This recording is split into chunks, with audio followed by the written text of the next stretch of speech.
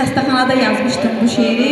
Öz çapımda mən də bir şeylər yazmağa çalışıram. Yəni hardasa bir səhvim olsa üzr istəyirəm. Diqqətli olaq.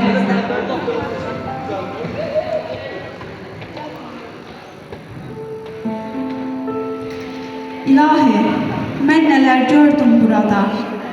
Dəmir parçasına möhtaclar gördüm. Qaçıb oynamaq üçün yanıb tutuşan 17 yaşında cavanlar gördüm.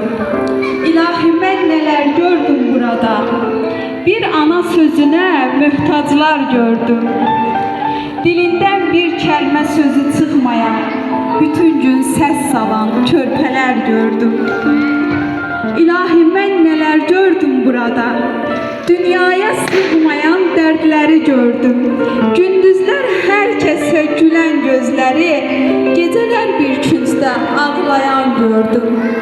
İlahi, burası çox çətin yerdir. Burada zaman keçmir, saatlar durur. Gecəsi gündüzü eynidir sanki, keçən hər saniyə bir ilə dönür. Yenə də şükür edib uca Rəbbimə, dualar edirik xəstələr üçün. Analar bir daha heç ağlamasın, ya Rəbbim, dərd vermə bir də heç kimə. Ya Rəbbim, dərd vermə bir də heç kimə. Çox sağ ol, dinlədiyiniz üçün təşəkkür edirəm. Bu alqışlar Gözəl xanım sənin üçündür. Təşəkkür edirik böyük ürəyinizə görə. Gözəl ruhunuza görə təşəkkür edirik. Allah var eləsin. Və növbəti ifamız gəlir. Kimin ifasında? Əlbəttə ki, balaca Nihatımızı bura dəvət edirəm. Nihat, xoş gəlmişsən. Mən də bütün uşaqları Beynəlxalq Müdafiə Günü münasibətilə təbrik edirəm və gözəl oynatdırmağa gəlsin. Gəlsin. Gəlsin görək. Nihat hansı mahnı ilə gəlir? Və əzizlərim, bundan sonra yenə oynayacağıq. İcazə verirsəniz, mən bir dəfə də oynayaram, sonra siz oynayarsınız. Nə deyirsiniz? Hə, Abbas, mən rəqs eləyim. Mən rəqs eləyim. Hə, yaxşı, eləyəcəm. Səni çox sevirəm, ya Abbas. Deyərsən ki, müəllimə əl çəkmir, gedib gəlib məndən danışır. Sənin adını bilirəm, maşallah. Allah gözəllik bəxş eləyib sənə.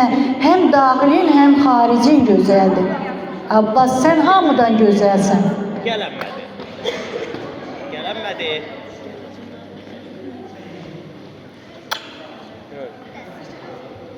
Canımsan. Nəvəm yaşındasan, Abbas. Mənim nəticəm var, 5 yaşında. Allah bütün balaları saxlasın və mənim Leylam. Kuklan da var, Leyla. O kuklan sənə kim aldı? Kim alıb bu hediyə kuklanı? Mənə verərsən, mən aparım evimizə. Vermirsən.